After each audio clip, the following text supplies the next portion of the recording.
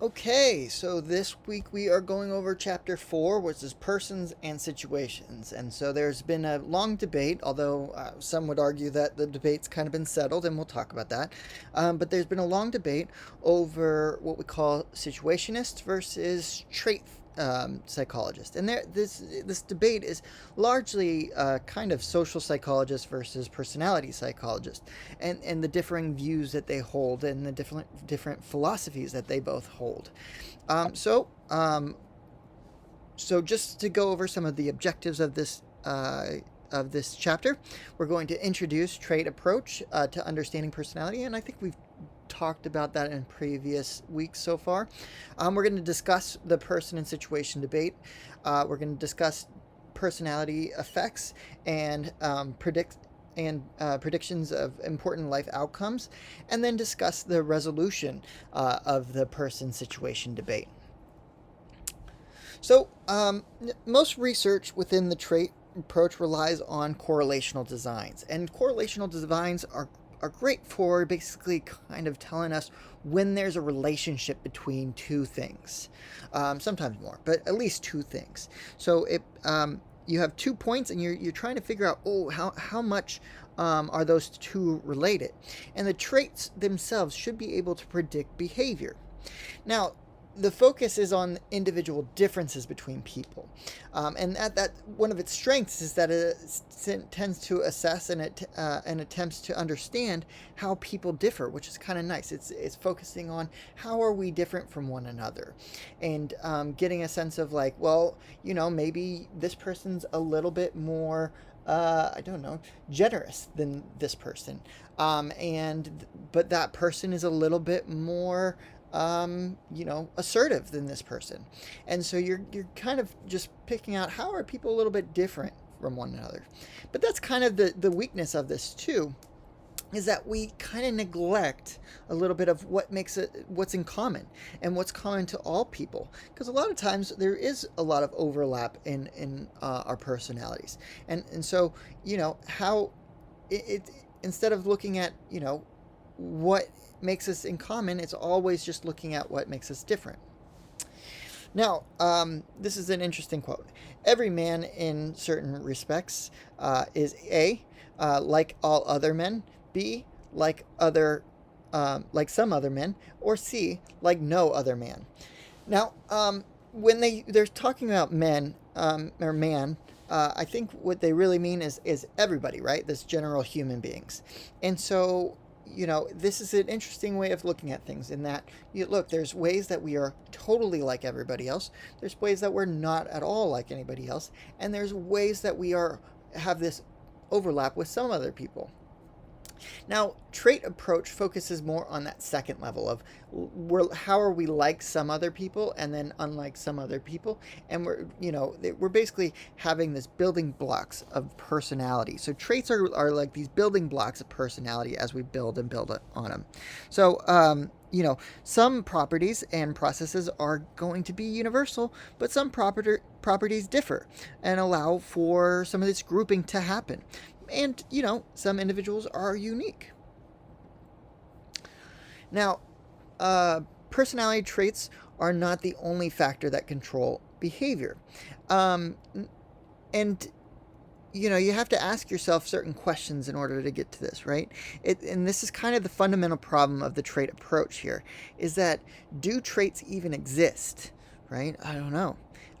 Is everybody basically the same, and behavior changes according to the situation? So maybe it's the situation that really mandates how we behave. Or ask yourself, your answers may depend on a variety of factors. Maybe your age matters, right? So as we kind of ask these questions, your answers might depend on a lot of different factors. So trait stability, for example, increases with age. We know that, and you can kind of look at yourself for that, where think about you as a grade, somebody in grade school. So grade 1 or 2 or 3, right? You're probably not the same person you were back then, and there's some traits that have changed over time.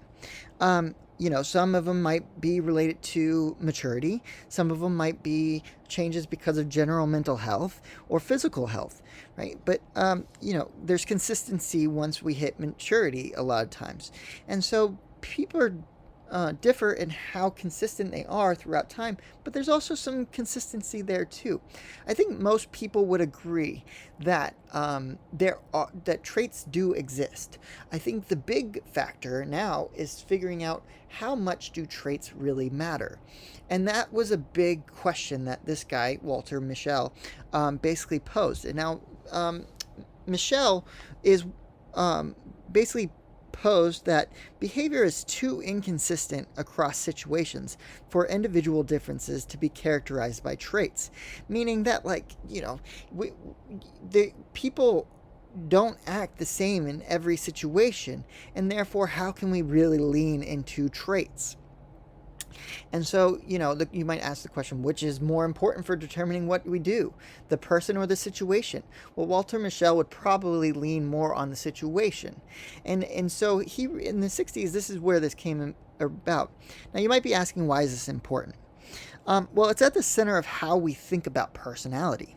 Do we think of it as stable, or do we think of it as inconsistent across situations?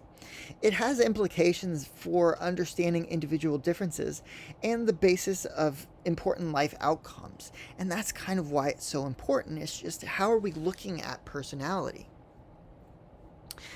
So Mischel basically came with three big issues.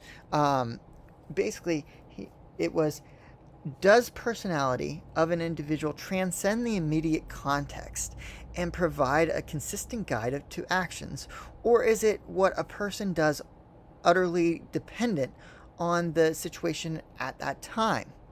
So, in other words, does the personality of an individual, right, is it about the context that they're currently in that provides a better guide of how they're going to behave? Or is it something more internal that determines it? Right? That's one issue that he basically posed. The second one is, are common, ordinary intuitions about people fundamentally flawed or basically correct? Because our intuition is that people have personalities. So is it flawed that we're thinking that way? And then three, why do psychologists continue to argue about the consistency of personality? Right? If situationists are correct, there is no reason to study personality theories because traits and personality do not exist, right? And so this led to what this situationism that came about. So situationists would probably be more in the wheelhouse of social psychologists. Now, he kind of has a point. So Mischel kind of has a point to some level. They found that there is an upper limit to how well one can predict what a person will do based on any measurement of that person's personality, and this upper limit is low. This upper limit is meaning that what basically R value we hit. So personality is not a good predictor of behavior, and that's why there's tends to be this correlation that's relatively low. So personalities, traits can't be used to predict behaviors with enough accuracy to be useful. This is important because the best test of the usefulness of traits is whether they can predict behavior. And so Mischel basically looked at these different relationships of self and informant and behavioral data, and basically determined that correlations, when we looked at the behavior that the people did versus the traits that we found in our test, were rarely exceeding 0.3. And this was later looked at by Richard Nesbitt, who said, actually, unfortunately, Mischel's was a little bit more, he was more picky and choosy about it, but Nesbitt came along, kind of redid it, and said he's actually not totally wrong, but it's more like 0.4. But 0.4, if you remember correlations, the closer that gets to either -1 or 1, those larger numbers, either negative or positive, that's a stronger relationship. And so zero point 0.4 or 0.3 is relatively weak. And so these correlations are small, and therefore personality is unimportant and cannot be used to predict behavior, is what Michelle was kind of leading to. However, this is kind of unfair to some level too, because, like I said, Michelle was selectively picking his literature. And so his methodology in his reports were kind of poor. And also there was some consistency there. Just because it's 0.3 doesn't mean that there's no effect at all. But he was only looking at a few studies. And so there's some people that argue, actually, well, maybe we should be looking at this a little bit differently, and maybe we can do better. And so people who are in the wheelhouse of more personality psychologists, this trait type of theory, said we can kind of do better. And so we should move out of the laboratory, and personality is more likely to be relevant in real and vivid and important situations. And so we should be looking into real world scenarios rather than just looking at our well constituted laboratories for it, right? Our labs. And so it might be that the 0.4 limit may be due to poor methodology, but also, we can do better in how we are looking at this. And so there might be moderating variables, and that's a variable that alters the relationship between two other variables. So there might be other factors involved than just traits, and that can lend some credence to that situation. So maybe the situation does have something to do with it, but the focus needs to be on the behavioral trends. So what are people actually doing? And then we can figure out, hey, they're doing this in these situations, but they're also having these traits. And this can be very difficult for us to do, right? Because the focus on behavioral trends instead of a single action, we want to use aggregates. And so aggregates are important, but they're also a little bit complex in that you're having to gather it all up. So overall, situations, we want to look at an aggregate over lots of different situations and see if traits kind of peer their heads out in different situations, knowing that not all situations are going to be the same, right? So for example, if you are, I'm just going to use the example of being, let's say that you're very talkative, right? So you're a talkative person. Now, I'm sure that you can think of some examples of situations where somebody who's talkative may not be as talkative, right? Maybe they're very talkative in with their friends group, or with their family, or with even acquaintances when they're on the bus, whatever it is, right? But if I take that person and put them in a movie, maybe they're less talkative in a movie. Or if I put them in a classroom, maybe they're less talkative in a classroom. Or if I embarrass them before something happens, maybe then they're less, right? So maybe situations do dictate, but generally, if you're talkative, maybe that trait still follows and is kind of a, maybe you talk less during a movie, but that doesn't mean that you don't talk more than everybody else, right? So we need to look at aggregates to figure out, hey, is this behavior happening everywhere? Now, the other thing is 0.4 is small, but it's not that small. It's not really small. If you remember from the previous week, we talked about binomial effect size display, or the BESD. And if you remember, 0.4 is basically saying, hey, this is of 70% accuracy, right? So we're basically saying if we get a 0.4 R, so our R value is 0.4, we're basically saying, hey, this is kind of accurate about 70% of the time. And that's kind of important, right? And it's important because 70% is far from perfect, but it's enough to be useful in many purposes. For example, let's say that you're an employer and you're trying to choose a person to put through this really expensive training program, right? And you could save large amount of money if you're going to pick the right person to be a part of this program because they're going to be a great leader or a great successful employee at its conclusion. Well, if I could tell you, hey, I can't guarantee you that I can get the best person for the job, but I can kind of give you a 70% accuracy of who will be more successful based on their traits, well, then that could be really important to me. Now, personality traits do not determine behavior. Situations do, though. And so this was first really kind of got its handle actually during World War II is really when this started to really kind of rear its head in terms of studying. But, after World War I and after World War II even, people started to realize, hey, people are really mean to each other, and they can do really heinous things, like really nasty things. And so, people were like, hey, I don't necessarily want to think this. I don't, or not, maybe not think this, but what is it that's making people be so heinous?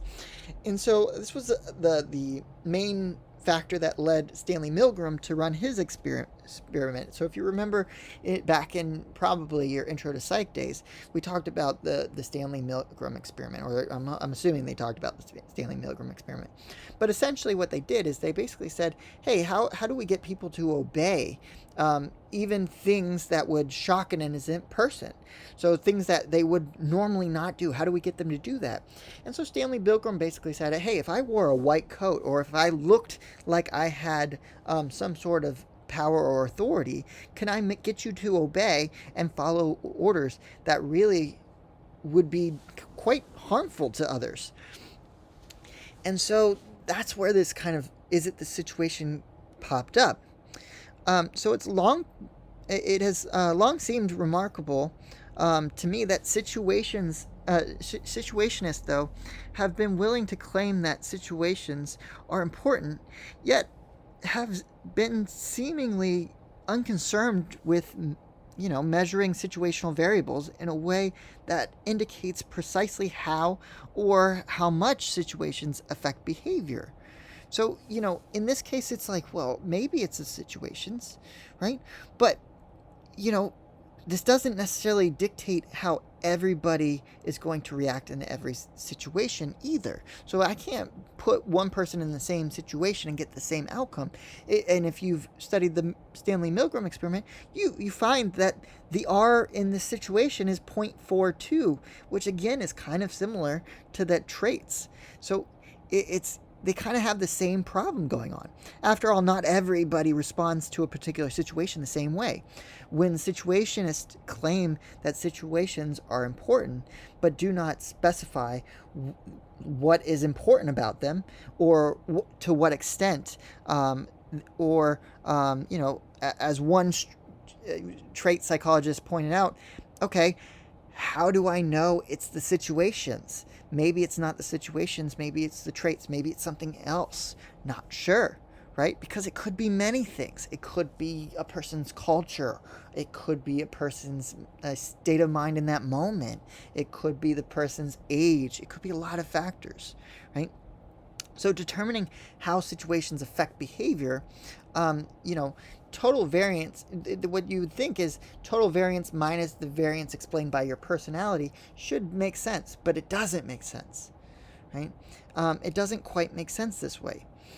Like I said, it could be so many different things. Life situation, culture, it could be maybe even the temperature of the room, right? Maybe it's your attitude towards something, right? So if I put everybody in the same situation, let's say that I put everybody in a room with a bunch of puppies, and I might think everybody's going to react the same way. They're going to get excited and pick up these puppies and hug them and hold them.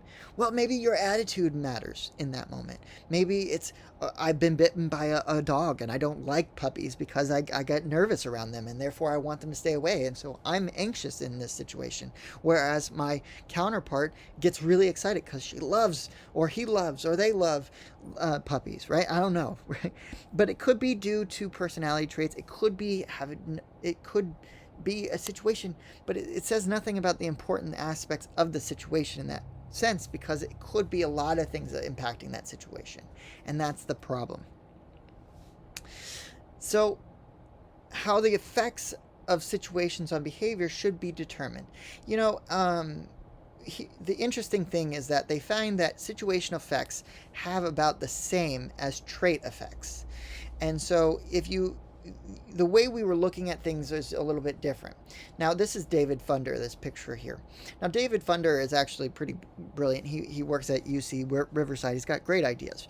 But he was really influential in the 80s when he basically said, hey, we shouldn't be looking at statistical significant tests so much as we should be converting those into effect sizes. But we should be looking at, what percentages are actually these to help us. So like I said, that 70%, right? So his conclusion was basically, hey, both personality and situations are important determinants, because a lot of times if they're in that 30 to 40 range, we're right most of the time, right? So how the effects of a situation's on behavior should be determined is kind of based on a lot of different factors, really. So what do I mean by this? Here's kind of a little graph. So, we're looking, he proposed that we should be looking more at like how this is determining. And so this is actually by Fessinger and Carl Smith. The first one, I'm assuming. And so incentive versus attitude change. So if you remember Fessinger and Carl Smith, that was the experiment where they basically had somebody do a really boring experiment, like just stack pennies or count pennies of some form, right? So they did something super boring. After the experiment, they basically said, hey, do you mind if I ask you to go out and just tell the next person that's coming in that this was really exciting and this is amazing and you loved it, right? If they were incentivized by like $1, then we find that those persons would actually really believe that that was a more exciting and not a really boring experiment. But if they were unincentivized, then their attitudes didn't change. They were like, no, it's still a really boring experiment. Anyways, so we find that this has a negative correlational value. So this negative R value. Same thing with like hurrying up. I think this one's probably a little bit easier to understand, but hurrying and helping. So the more somebody feels in a hurry, the less likely they are to help because of this negative relationship, right? So this negative sign basically means that when one goes up, the other goes down. So as hurrying goes up, if you feel like you're in a hurry, helping goes down. And that's what this means. And so this is a good predictor that if you feel like you're in a hurry, you're not going to help somebody, right? Same thing here. Number of bystanders in helping. It's a negative correlation again. So as more people are witnessing something that is requiring help, less people actually help, and that's called the bystander effect, right? But we also find positive correlations here. So if you are alone, this isolation, then you're more likely to obey somebody's command. So you're all alone, somebody's in front of you, and they ask you to do something, you're more likely to actually do that thing, right? So there's powerful situations that we can do here, and the effect size can tell us a little bit about, well, how much are we likely to? Because you could be a totally isolated person and still not obey, but it's just that correlation is going up in that case. Now here's another one. So this is like the outcome variable. So these are different behaviors that somebody might do, and we want to look at, well, how likely are they to do these, or what's the R value, right? What's the effect size of it being a person or a situation, right? So are they going to be more impacted by being their personality traits or by the situation that they're in? And what's interesting is that sometimes it switches. There's some situations where it doesn't matter at all, right? So disclosures, for example. So how much you're willing to disclose tends to not really matter, because zero correlation means that there's no relationship.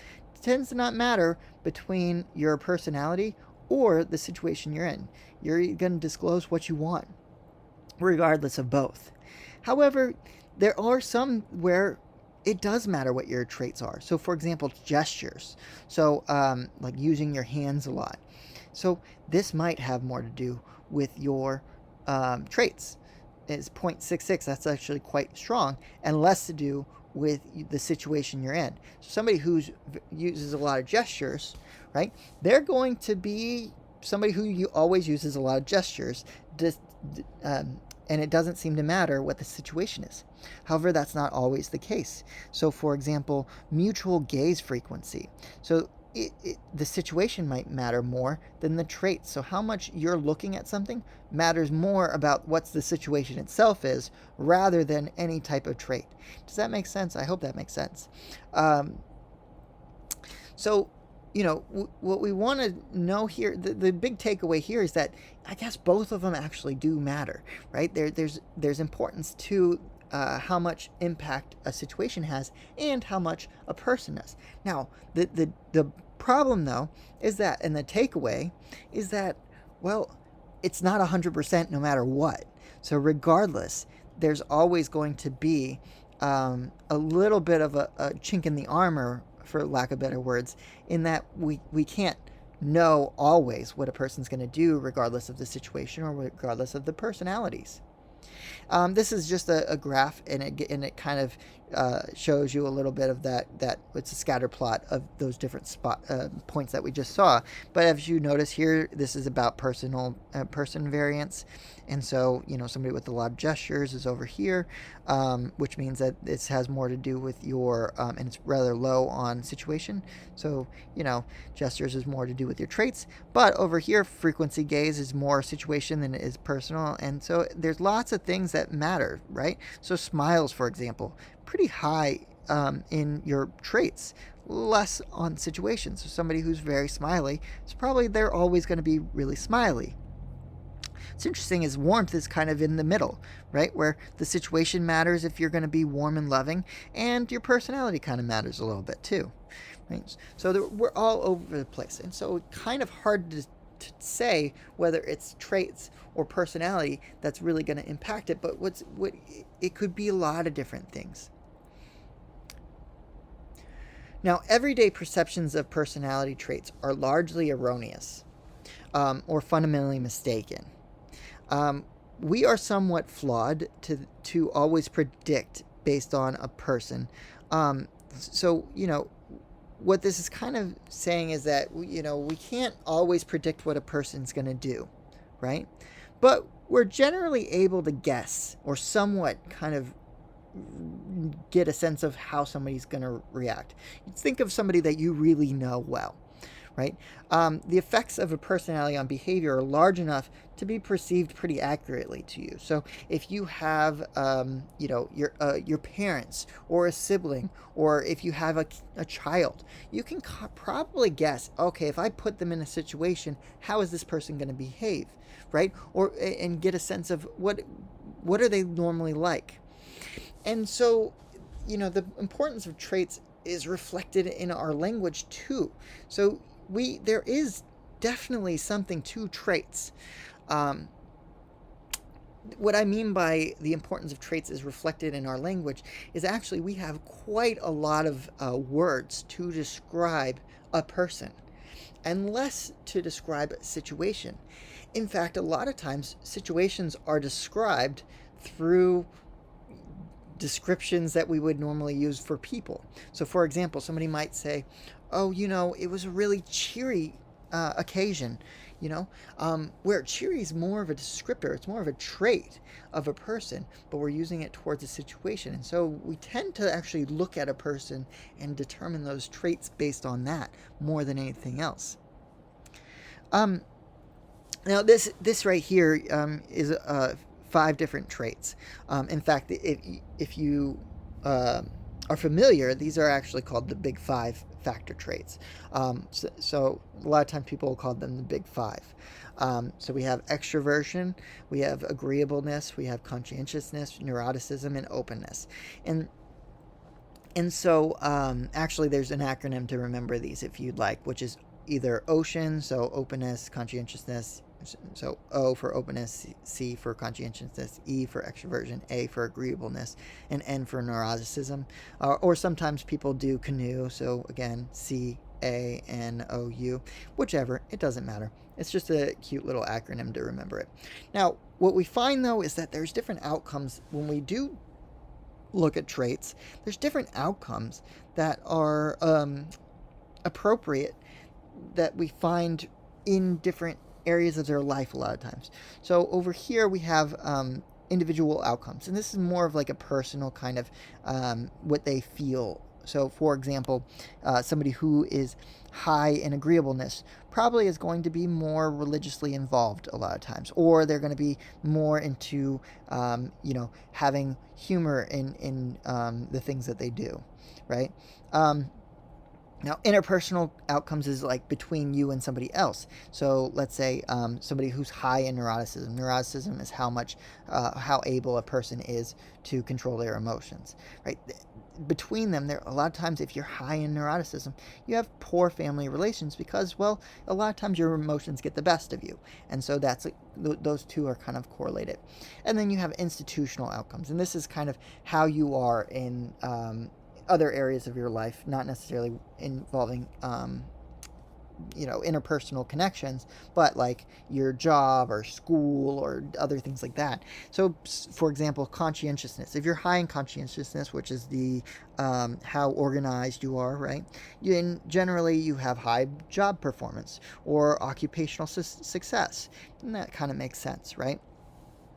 So personality is important on more than just theoretical grounds. It actually has this really good predictive measurement to it. So while we can't totally predict, and we're not like, mind readers, and we can't predict what's going to happen indefinitely, it does have some grounds in figuring out, hey, how successful is a person going to be, and be able to predict that. It shows that personality influences important life outcomes and demonstrates its practical importance. Personality is important for the individual, the interpersonal life, and the social kind of institutional outcomes of that.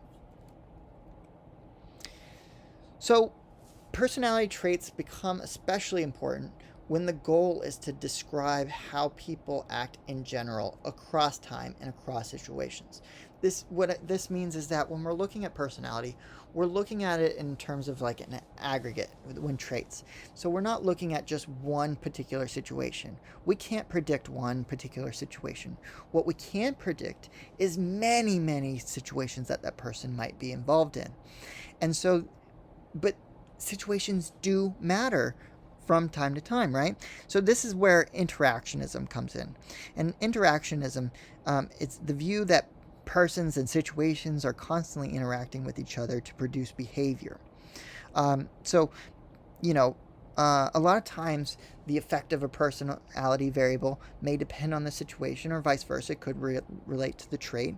And certain types of people go to or find themselves in different types of situations. In fact, most people will search out or seek out situations that cater to their traits, right? If you're more on this, you're the personality of like a really big learner, right? You're very conscientious and you're very much like, I really want to learn. Then you're going to search out places where you get to learn.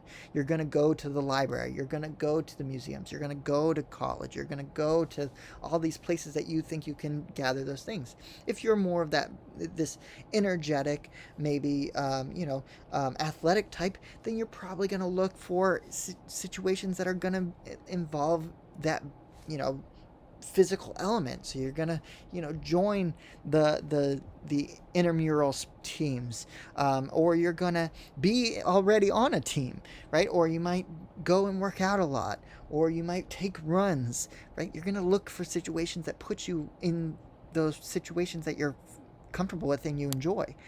So people change the situations that they are in, and a lot of times it's to match those traits. Now, sometimes they change it to change those traits too.